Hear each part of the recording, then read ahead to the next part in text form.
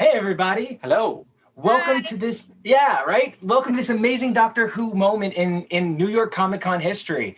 This is our first time getting to be a part of the incredible work that is New York Comic Con at home, the metaverse, right? And we couldn't be more proud than to be part of it with the world's coolest TARDIS crew, right? So without further ado, I'm Nico Action of X is for Podcast, as well as a number of other shows like the show I do with this guy here. And also, I've been lucky enough to work with the Legend of the Traveling TARDIS a number of times, and that's where I met all of these incredible people. And Kevo, how about you? I'm his husband, Kevo Reilly. We work together on the podcast Husbands Talking More or Less, or HTML. And, I don't want to take up too much more time. Let's introduce the lovely Traveling TARDIS crew. Absolutely. That's why we're here. We're here to celebrate how women run the TARDIS. So if you ladies would not mind taking things over, Nisha, you did so much work for this panel. There'd be no way not to toss it to you. Hey, good morning, everyone. I'm Nisha T. Mulchin, and I'm the CEO of Diversely Geek, and got a long history, which y'all can figure out later, but I've been a Whovian since I was 12 years of age, and I am really excited to be part of this panel today and to bring you a really different perspective.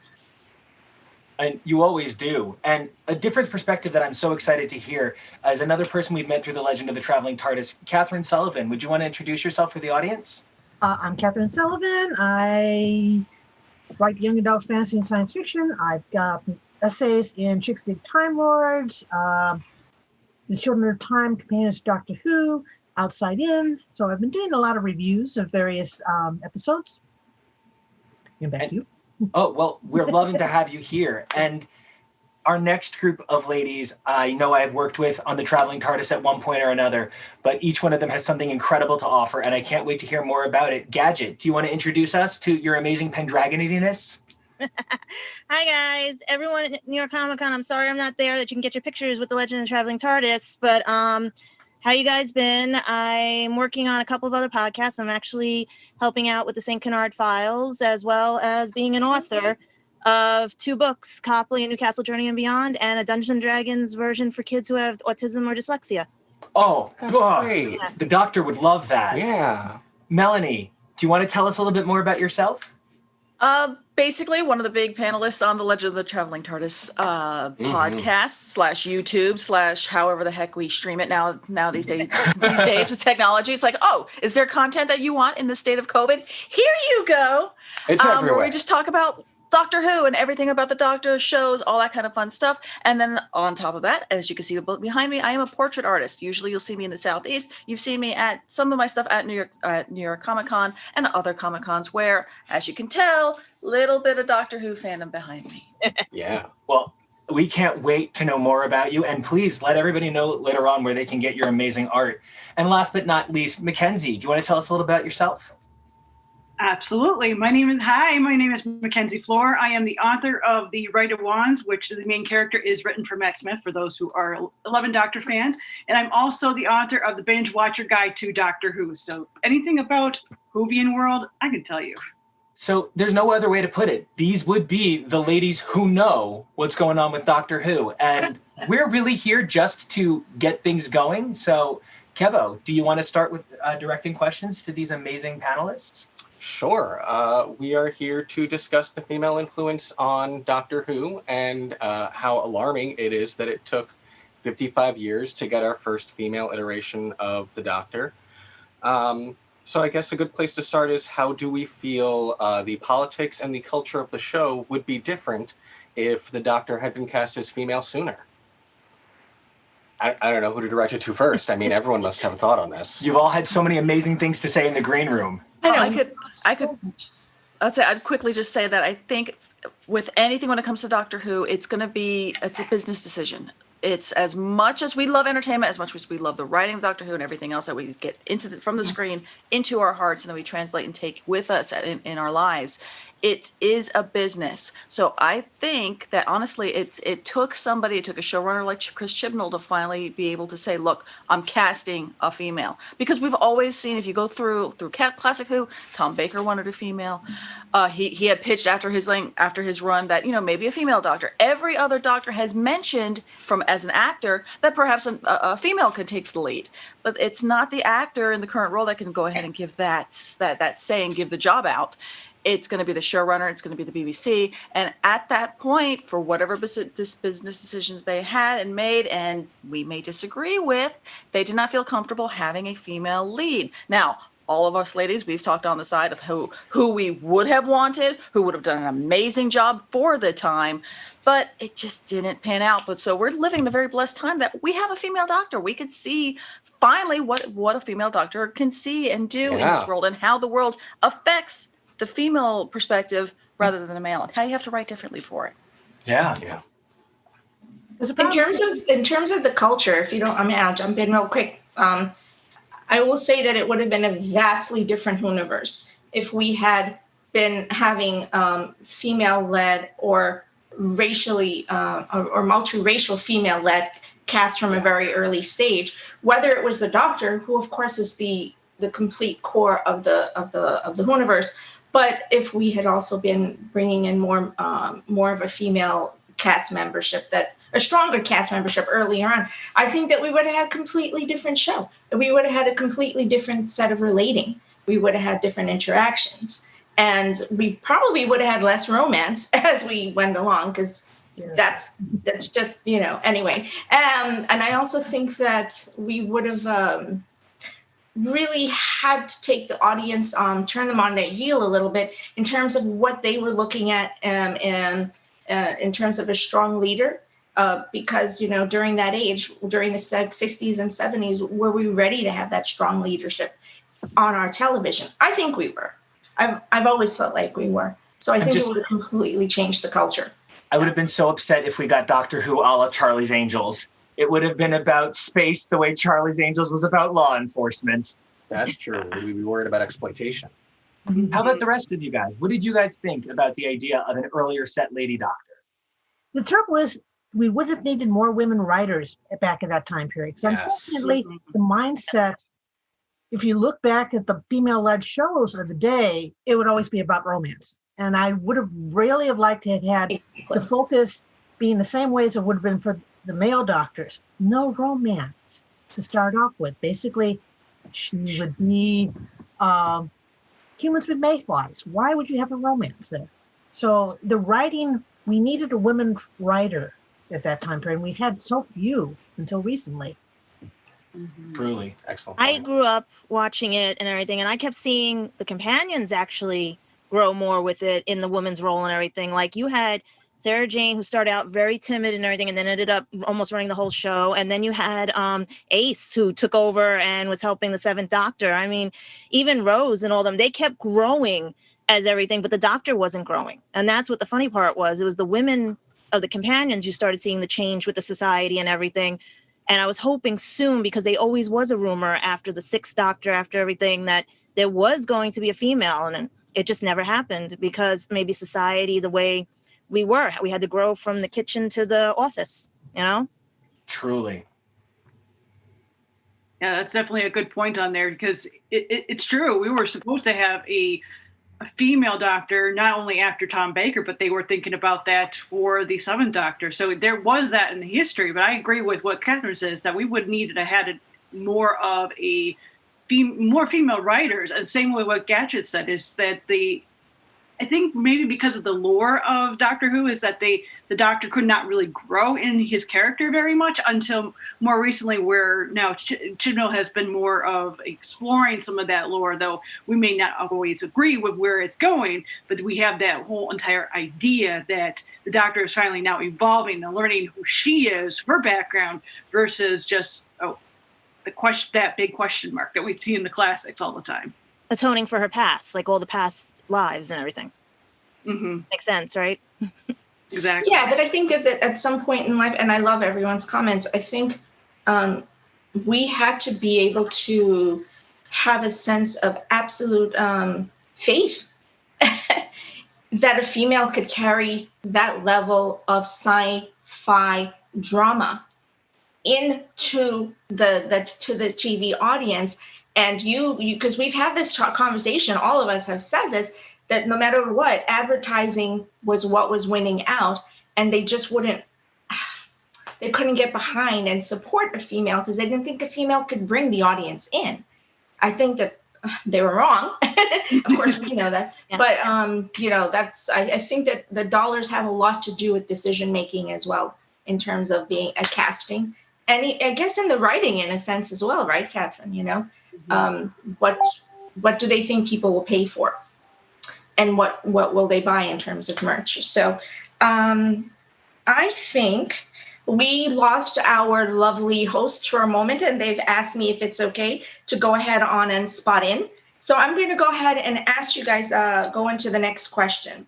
So we kind of just touched on it. How would writing, directing, and casting have been affected? We actually jumped straight into the questions, guys. So here's an opportunity that we were really having a great time with.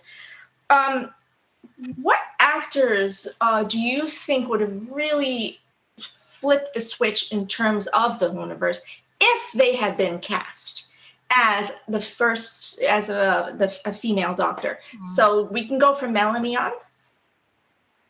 I'm sorry, say that question again, because I was just checking on with Nico and when Kevo were doing. He was just, sorry, guys. Sorry, that's me. This is panels, guys, on the web, World Wide Web. Everything goes down sometimes. So which actors do you think we would have loved to have seen in those roles and would have really changed the culture of the Doctor? One that I know that a lot of us had already discussed was Diana Rigg, because we've already seen her in the Avengers and saw somebody that was strong and knew how to hold her own. And I mean, if you just look at her the basis of her acting career, she was a very fiery. I mean, she was her own person, and she was not just a female that you could just slot into when you're looking at writing, or the writing at the time, going, okay, we need a female character, put her in there. It wasn't she wasn't going to play those stereotypical female roles. Same thing like with a Helen Mirren back then. The actress name completely eludes me right now. But she played Madame Maxime in the Harry Potter story. She was the very tall woman that was. Yeah. And the Lord kill me. I just can't remember her name. But I remember that even at one point, Peter Capaldi had said that if there was a doctor, that she should play that role. And if you look at her film work, another strong female that wasn't a female in that stereotypical female sense. No, it was she could hold her own, and she could do all the serious things. They could actually portray stuff without that romance kind of factor. And that's the thing for me when I say putting a female on the role. I would love it so that, and for me in this whole basis of this panel, is it's not necessarily having to have the female perspective in there for every single thing. It's, can she do the job? It's just like when my mother tried working for the post office, and they told her, well, you're taking this job from a woman or from a man. It has nothing to do with what gender you are. Can you do the job? And that's where I want to, where all these other fine actresses, I'm just coming up with ones that are famous right now. And let's face it, women in acting at that point, there's probably lots of talented actors we just never saw that could do that kind of thing. So I can't kind of stereotype them into something into casting right now. So I agree earlier with the whole point of the writing of it, but society, what we saw in Doctor Who then was a reflection of what society was happening then at that point. The fun part about entertainment and what we see on our screens is it also pushes the envelope into getting normalcy from what we're watching, what we're seeing, and going, okay, at the time, Murphy Brown was a huge kind of, oh my Lord, it's a woman that's actually working on her own, and she's a single parent. I mean, we had Mary Tyler Moore. Right, Mary Tyler Moore's another one. And we had Rhoda, and we had a lot of precedents being set everywhere else, but in this particular universe. So. I mean, you had somebody like Katharine Hepburn playing the first Doctor. Oh God, yeah. That would have, so fun. Yes, I agree. I personally am a big fan. I think Julie Andrews would have done a really good job too, especially since we have that whole entire myth that Missy may have been based off of the Mary Poppins character, though it has never been quite confirmed on that. But I think that would have been really interesting, though it could have gone into a different direction where we may have never even seen her on Sound of Music. So it could have also at that same time hindered her career, depending on it. Another actress I would have loved to have seen in the role, even now as an older actress, would have been Maggie Smith. I was just gonna say that. Yeah. Yeah. Absolutely. Her firecracker nature. She's a firecracker. And somebody in the same level as Julie Andrews, Juliette Mills, who played Nanny the Ooh. Professor. Yeah. Right. I could have seen Yeah. her. I agree with that actually very much. But let's look at the new iteration with the new Who. Do you think? I have a personal belief that some of the companions would have been fantastic doctors. Mhm. Does anyone have any thoughts on that? For new Who? Yep, Melanie, I see. Martha. You know me, girl, Martha. I do know. I know where you're going. I'll let everyone Oh, Martha, yeah, she was, and everything. Catherine Tate. Oh yeah, Donna Noble. Yep. Yes. If they had just switched them, wouldn't Oh, that have God, been yeah. something? Well, wait, she was the doctor. She was the Dr. Donna. That's it. Yep. And listen, it was proven twice in the new Who with Rose and with Donna's character that it can easily have been carried by either of those two actors, Billie Piper and Catherine Tate, could easily have carried the roles. I do very much believe that Freema could have done a fantastic job as well. I agree with everyone. Is there anyone that you would bring in now, or that you could have, for instance, that, Jodie's going to hopefully have a long run, but we're going to see from there. What are you thinking? I want Joe Martin. I want to see Joe too. Martin. And I think the funny thing is a lot of people who've been watching the latest season of Doctor Who, whether they're a Jodie fan or they can't get past that she's a female and they just don't like her, or they say, okay, fine, I'm okay with having a female doctor, I just don't like Jodie. Joe Martin, in her one quick role of I'm the doctor, it just sold so many people. And I think that's because her character is that very callback to that classic doctor, very strong, very stoic, and I think that, and I love what Jodie's done with this particular character, but I do feel that using that as a barometer of our audience, of the Doctor Who audience, that they want to see a female in a stoic, strong, no nonsense, no emotion. But maybe because all our other new Who doctors have had a lot of emotion, maybe we need to pull that back and just show that strength. So I want to see more Joe Martin as a doctor. Do you think that this is an opportunity for writing to bring Joe in and then really level the playing field and give us a new refresher and a new start? What are you thinking, Mackenzie? Oh yeah, absolutely. Because that's the one thing about Doctor Who and really about life in general is that we change. We're all basically kind of the same person, but we do evolve over time. And a lot of times when it comes to companies, they have to evolve. So in order to keep growing, those who do not change and just stick with the same old ways, unfortunately, you see things happen like with Blockbuster, what happened with them because they didn't want to change and become the next Netflix. So definitely, I think that is a big thing and a big opportunity that they could have. And I would love to have Joe. Change is everything. You guys are you're hitting it spot on. What do you think, Gadget, in terms of the change that we could see if it comes to a new universe that has a stronger female lead, like Jodie and like Joe Martin? What do you see for our future? More future girls wanting to go into science, wanting to explore the world of space, wanting to become more than what they were told they couldn't be. Like that they kept saying, no, you're not allowed to do this because you're weaker, you're this. No, they can be strong. They could be whatever they want to be. If it's science, math you love, don't let someone bully you into it. When I was younger, I had a science teacher that said, nope, girls can't do science. They belong in the kitchen. And I told him about Sarah Jane Smith and Doctor Who. And he's like, you're a girl, you're not supposed to be watching that. And next thing I know, I was like, okay, and everything. And I said, well, if Sarah can grow, I can grow. And I stayed with my math and science, and look where it led me to.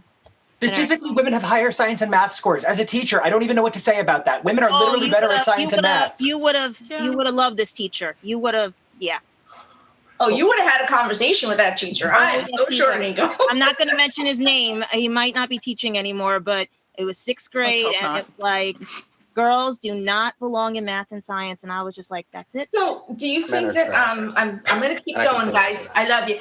Do you answer that question? Where do you see the show going, the show running, going, and the storyboarding? If we actually were to continue on this trajectory that we're on now?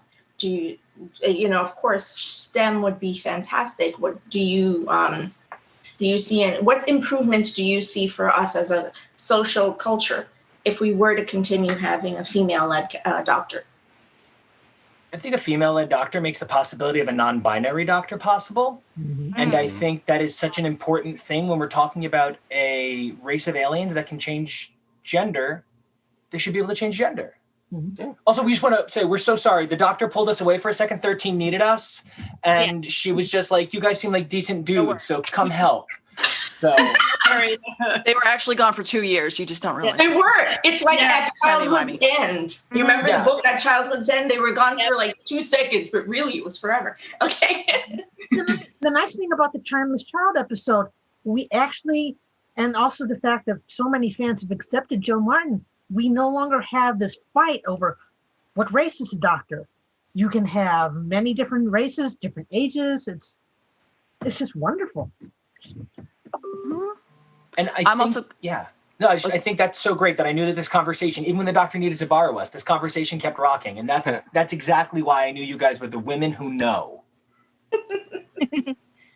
I want to jump in and say that we should also be gender fluid. I absolutely agree that there should be no boundaries in terms of who the doctor can be, because why should there be? The doctor's an alien. I've said it from the beginning of time. You have an alien. Who are we to dominate what dictates the box that the doctor is supposed to, live within? The whole concept of the TARDIS tells us that we were never supposed to compartmentalize the character of the doctor, right? Because They're it's on the inside. Thank you so much. And I've never understood the concept of saying the doctor has to be anything, because the doctor was never written that way from the beginning. Yeah. So there is no reason not to have a fluid doctor, a doctor from a different race, a doctor who ends up being a different alien character. I mean, That would be interesting. I will give a lot of credit, because I know at the beginning I gave a lot of credit to Chris Chibnall, but I will also have to give credit to Stephen Moffat, because he's the one that showed us Missy, and that the master could become a female, and that oh Lord, I'm forgetting the name, the lead general, he was introduced in the 50th, and then he ended up regenerating in one of Peter Capaldi's, and he became a black female. And she's now a lead on Haunting of Bly Manor. Yeah. So he showed us that, look, you can change this, and I appreciate that he tried it first with the master. He didn't go in with the lead, because I understand that he probably business wise had to go, look, this is what I'm going to do, and probably the BBC or whatever notes that he got from the producers that be, or the people paying the bills probably were like, okay, fine, let's do it. And Michelle Gomez, you just kicked so much ass as the master. I mean, as Missy. I mean, that was just that to me is a testament of taking somebody who the actress looked at that role and went, okay, got this. And we're going to not take the fact that I'm a female, that my femininity, and make that the huge goal of the character. No, that's just a component of it, because to the root, she's still maniacal, devious, evil, and just everything that makes the master such a great little villain. beautiful. But and so much for her to be like, look, this is how you do it, and going, see, now we have a female doctor, and now we have that. Yeah. And an iconic and a beloved character at that. I don't think we'll ever be able to have another Missy. So you guys want to jump on for your last questions? Well, I do see that we're running a little bit short on time, and the most important thing is that the women's voices get amplified, right? The doctor would turn the TARDIS into a microphone if that's all it ever took. And so I want to make sure that each one of you gets a chance to tell us where we can find you guys, but I want to pair it with a question. If you could recast any doctor as a lady, who would you recast? With whom? And why? And then please also tell us where we can find you. Catherine, I believe you had some amazing ideas for recasts of the Doctor throughout history. Ooh. Well, I'll just stick with Katharine Hepburn as the first Doctor, because that basically, that elegance, that she had that patriarchal in a way, but it was more of looking down at people, that she could carry that very well. And people can find me at CatherineSullivan.com. Oh, terrific. And we can't wait to hear more from you, especially whether it's through your independent works or with the Traveling TARDIS team. Melanie, you tell me, who is your female Doctor of Time? Because I now know her name. Her name is Frances de la Tour. She was the woman that played Madame Maxine, and I would swap her out with the 13th Doctor, only because Peter Capaldi's already kind of given his blessing, just to kind of go, what would she have done with that war speech in the Dalek inversion? And Melanie, where can we all find you if we want to hear more about you? You can find me at piecesofmelee.com and just put that @ symbol in front of Pieces at Melee on my Etsy shop, Instagram, all that kind of fun stuff. That's how you find me and my art. Amazing. I'm sure we can find you on the Traveling TARDIS going forward, the Legend of the Traveling TARDIS, the amazing podcast that brought us all together. Gadget Pendragon, I want to know your Doctor of Time and where we can find you. Okay, well, it would be Maggie Smith, definitely, but it would be a toss-up between the 6th and 7th Doctor because of that era, because when she was younger, the way she acted and everything and stuff. And you can also find me at Gadget Pendragon on Instagram, Gadget Vlogs on YouTube, as well as Facebook, as well as Gadget Pendragon on Facebook. And I do have a webpage. You can always contact me. I'll give you right to the webpage. There's links and everything. And if you just want to check out, you can go to lulu.com and check out my books and everything and get a copy, especially this one, because it was tried and tested with a child. We had our junior dungeon master who was autistic, and his dad said, oh my God, he never partakes in anything. So thank you for this book. You know? That's so great. Well, thank you for this book. Absolutely. Yeah. Now, Mackenzie, I got to know, do you have a Doctor through time and where we can find you? So my Doctor of choice would be Julie Andrews. I think I would probably cast her for the 5th Doctor because the 5th Doctor was originally supposed to be female, but because of contract issues, it didn't actually happen. They actually did have a female even cast at some point, but I don't remember what the name was. So that's who my Doctor would be. And you can find me at mackenzieflora.com as well as The Right of Wands. You could just do a Google search, The Right of Wands. You'll find me that way too. Amazing. And Nisha, thank you for everything you brought to this panel. Your Doctor of Time. Bring us on home. And again, thank you. It's going to be a little crazy, guys. I'm going to go with someone like Gabrielle Union. Oh, yeah. Oh, wow. Really kill the role of the Doctor, guys. Yeah. And smash it. So, Gabrielle, if you listen, come on. And you can find me at diverselygeek.org. I am a nurse practitioner, family practice, neuropsychiatry. I have a series coming out next year. Self-care for the fan. It's very excited about it. And you can find all our shows and podcasts on diverselygeek.org. Amazing, guys. Thank you so much. So we are just out of time, and we are going to say thank you. You can find me at Nico Action on Twitter, and you can find this guy at Kev O'Reilly on Twitter, and make sure you stick around for more panels today. And always check out the Traveling TARDIS. Thank you guys so much. Thank you for coming out, and we can't wait to talk to you guys more, and hope you guys enjoy all of the incredible panels that Reed Pop has prepared for the Metaverse experience all weekend and beyond.